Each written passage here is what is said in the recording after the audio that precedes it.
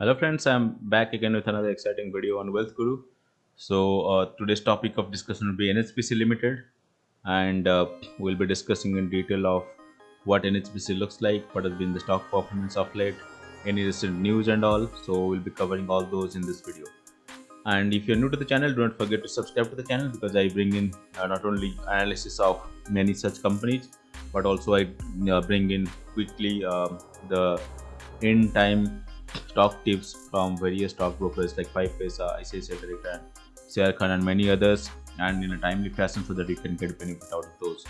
So if you are new to the channel, as I said, don't forget to subscribe to it so that you can get notifications. So that being said, let's get started on NHPC Limited. So as all of you know, NHPC is primarily engaged in the business of generation and sales of bulk power to various power utilities, and it's a government-owned company.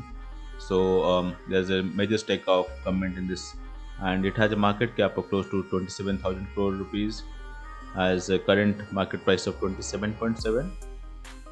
And right now, the dividend yield is almost 5.78%, which makes it a good bet from a dividend perspective. The book value is 32.9, which is more than the current stock price of the company. All the ROC, ROE, return on equity, all looks good, and also it has a very low P that makes it really attractive. But as all of us know, most of the PSU have a low P because they do not have a lot of growth prospects in terms of moving forward. But what NHPC stands for? Can we just really look for growth, or can we look for consistent dividend on this stock? Let's get in the details. So here we are. This is the stock performance in the last 1 year. So it reached a low of almost 20 rupees in 2nd of October, the 2nd of November 20, and then on it moved to almost reached levels of 30. And if you look at a 3-year chart, you see it has almost stayed at the same level almost in the last 3 years, and same is true for almost 5 years. But if you look at a 1 month chart, as you can see, it has really risen up from 26 to almost 28, so 10% increase in the last 1 month. So that makes it a really good bet. But if you look at the PE, the PE has been consistently at the range of around 8 for so long. It moved down to almost 7.8 or something around December 20, but it has ranged around 8 or so since then. So, and if you look at sales from margin perspective, it has a margin of close to 20% or so, so it's good margin on the stock. And if you look at the pros and the cons of the company, the pros perspective, the stock is trading at 0.84 times its book value. So book value is higher than the stock price. That's a good thing. The stock is providing good dividend yield, so it has been paying good dividend yield for last several years, and consistently getting almost 6% of dividend is a real good thing, because it can beat in terms of the fixed deposit interest rate. And even if it just rises by around 5% on the stock front, it gives around 10% of growth. So that is also a really plus for this company. And the company has been maintaining a healthy dividend payout of 52.69%, so that's also good. What are the cons? The company has delivered a poor sales growth of 2.92% over the past 5 years. The company has low return on equity of 9.43% for the last 3 years. Contingent liability is almost 12,000 crores. The company has been capitalizing the interest costs. And finally, the earnings include another income of 1,644. So there is income coming from other sources, which is not always a good sign, because you always want your revenue to come from your core business rather than other income. So that is another cons. So let's look at who are the peers. The peer comparison, Adani Transmission is the biggest company in this, with a market cap of close to 2 lakh crores. Adani Green is also there with 180,000 crores.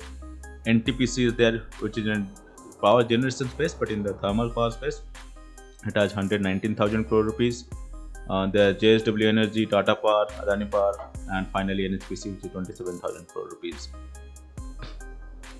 In terms of quarterly sales, you see that it has been increasing a bit from compared to last quarter. But if you look at from last 3-4 quarters, it has gone down a bit from June 2022 December 2020, and after that has moved in the last quarter.